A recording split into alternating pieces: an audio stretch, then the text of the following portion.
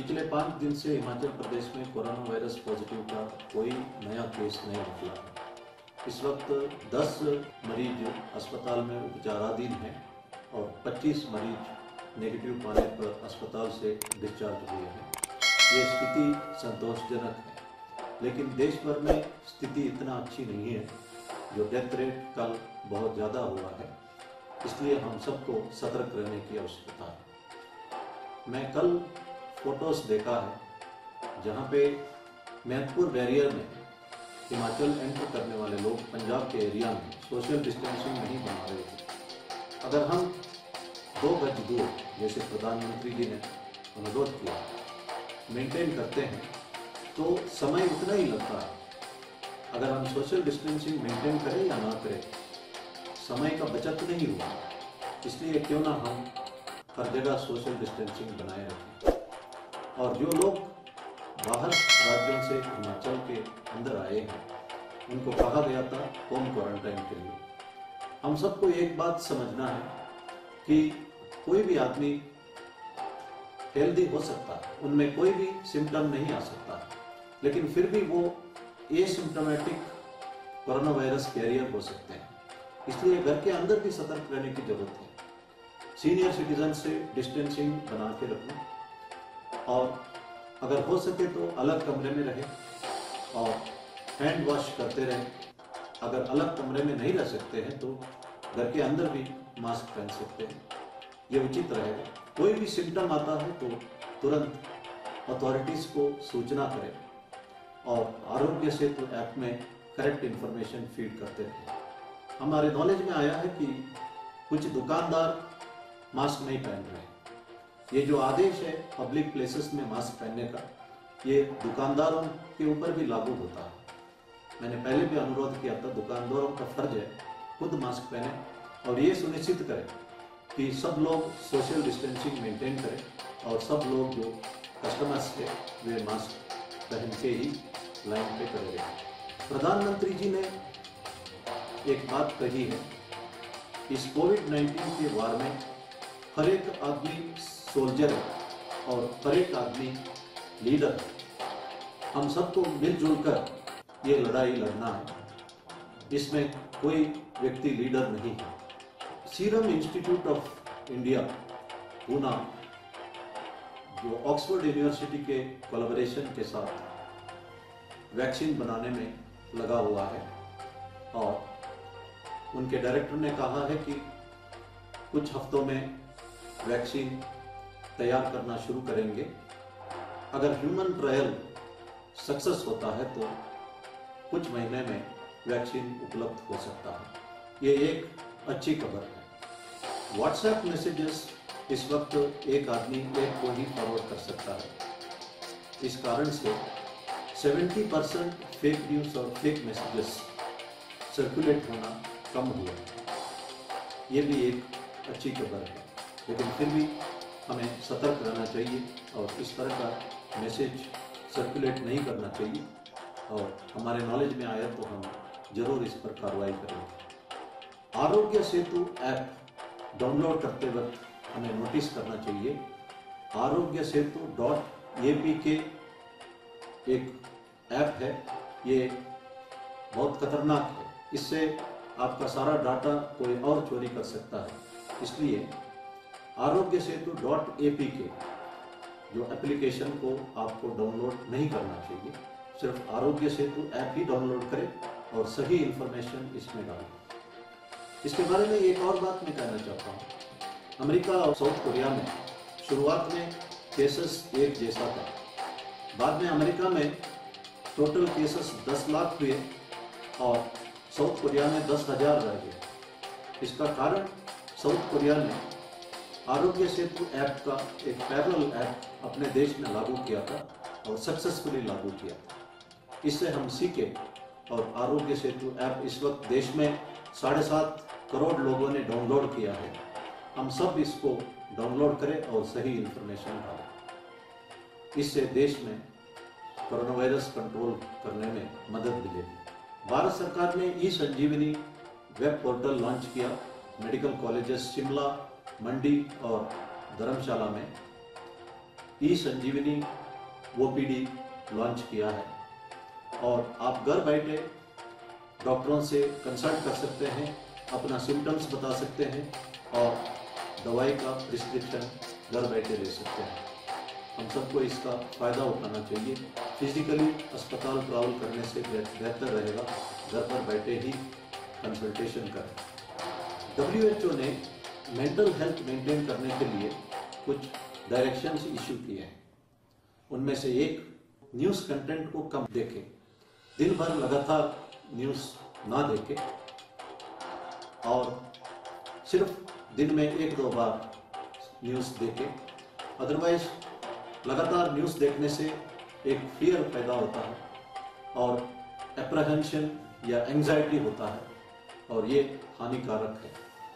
अपने नज़दीकी दोस्त और संबंधियों से संपर्क रखें और इस पे भी एक मन की शांति मिलेगी। उन्होंने ये भी कहा है कि live the present, forgive and forget the past. हम जो हेट्रेडनेस, वेंजेंस, एंगर, इसको भूलना चाहिए। अगर किसी ने हमारे लिए ठेस पहुंचा है तो माफ करना चाहिए। रोज हम बहुत सारी चीज़ों से खुशी पा सकते हैं।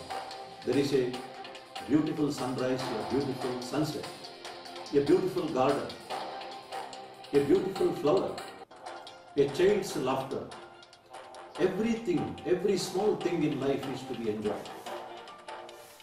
हम भविष्य के बारे में प्लान करना चाहिए लेकिन वरी नहीं करना। ना पास्ट के बारे में ब्रूड करना, ना भविष्य के बारे में वरी करना, दोनों हानिकारक। Live the present. जिंदगी में हर क्षण जो है आनंद से बिताने का है। WHO ने भी यही बातें कही। मैंने पहले भी कहा था, एक गिलास पानी को अगर आप 5 मिनट तक होल्ड करोगे दर्द होगा, 24 मिनट तक होल्ड करोगे या एक दिन पूरा होल्ड करोगे दर्द बढ़ते जाएगा। इसका एक ही सॉल्यूशन है, पुट द ग्लास डाउन। जो चीज हमें तंग करता है उसको भूलना चाहिए और लोगों को माफ करना चाहिए। इससे हमारा तबीयत के लिए फायदा रहेगा। The feeling of hatred, vengeance, anger actually spoil our health और इसीलिए माफ करने से हमारा सेहत सही रहेगा और बाकी चीजें भगवान देखें। इसी तरह WHO ने कहा है कि कनेक्ट विद द नेचर। अगर आप घूम सकते हैं, नेचर को देख सकते हैं तो ये करना चाहिए। जिनको संभव है उनको इसका फायदा उठाना चाहिए। इसी के साथ हमें एक्सरसाइज भी करना, हेल्दी फूड भी खाना, म्यूजिक भी सुनना, हॉबी परस्यू करना, ये तमाम चीज़ों की आवश्यकता है। अभी भी हम एक दूसरे कम्युनिटी के बारे में कुछ ना कुछ मैसेजेस सोशल मीडिया में डालते जा रहे हैं। मैंने पहले कहा था कि इस वक्त हम रीजन, रिलीजन, लैंग्वेज, कास्ट के ऊपर चल के सर्वधर्म समभाव का कॉन्सेप्ट है उसको मेंटेन करना है। मैंने पढ़ा है कि एक कश्मीरी मुस्लिम लड़की मेडिकल एंट्रेंस लिखने के लिए जम्मू आई थी और लॉकडाउन शुरू हुआ, वो वापस कश्मीर नहीं जा पाई और इस वक्त वो एक कश्मीरी पंडित के फैमिली में जम्मू में रह रही है और दोनों प्यार मोहब्बत से रह रहे हैं। ये संभव है। शिरडी साईं बाबा एक मॉस्क में रहते थे और उस मॉस्क का नाम उन्होंने रखा कि द्वारका में। वो हमेशा कहते थे, अल्लाह मालिक, अल्लाह आपका भला करे। और वे राम और कृष्ण को भी मानते थे, भगवान ही मानते थे और हमेशा कहते थे सबका मालिक एक है। कुछ दिन पहले द्वारका मई में जो धुनी है वहाँ पे तेजी से आधी रात में जलने लगी और आसमान भर जो धुआं फैलने लगी। इस बात पर शिरडी साईं बाबा के डिवोटीज बहुत खुश है। सबका अलग अलग इंटरप्रिटेशन है, सही क्या है वो मुझे भी पता नहीं है, लेकिन एक चीज मैं जिक्र करना चाहता हूँ। ये सत्य घटना है। इसका जिक्र साई सच्चरित्र जो किताब हेमंत पंत दाभोलकर जी ने 1930 में लिखा है उसमें दर्शाया गया। शुरू में उन्होंने ये किताब मराठी में लिखा है, अब हर भाषा में यह किताब उपलब्ध है। इस पे एक घटना का जिक्र है। 1910 में शिरडी साईं बाबा गेहूं पीसने लगे और गेहूं का आटा को उन्होंने लोगों को दिया और कहा है कि शिरडी के जो बाउंड्री है चारों तरफ इस आटा को डाल देना और जो हैजा या कोलेरा जो बीमारी एपिडेमिक जो आने वाला है वो शिरडी के अंदर प्रवेश नहीं करेगा। और लोगों ने आटा डाला और ये सत्य घटना है कि जो हैजा उन दिनों में शिरडी के अंदर नहीं आया। इस घटना पर आप विश्वास कर सकते हैं या नहीं कर सकते, ये आपका डिस्क्रिप्शन है, लेकिन मैं समझता हूं जो इस पर विश्वास करते हैं वो ये समझ सकते हैं कि भगवान जब चाहता है तो कोई भी एपिडेमिक या पेंडेमिक को दुनिया में आने से रोक सकता है, किसी भी प्रांत पर आने से रोक सकता है। ये दुनिया भगवान की मर्जी से ही चलते रहा है और भगवान की मर्जी से ही रुका हुआ है और फिर भगवान की मर्जी से ही चल पड़ेगा। शिरडी बाबा ने यह भी कहा है कि एक दूसरे को मदद करें, दुश्मनी भूल जाए, प्यार मोहब्बत से रहे और श्रद्धा और सबूरी, डिसिप्लिन और पेशेंस बनाए रखें। इसलिए जो नियम हमको बताया गया, सोशल डिस्टेंसिंग के बारे में, मास्क पहनने के बारे में, हैंड वॉशिंग के बारे में, एक दूसरे को मदद करने के बारे में, इसका पालना हम करें और फिर भगवान से प्रार्थना करें। भगवान जरूर हमारी दर्द सुनेंगे।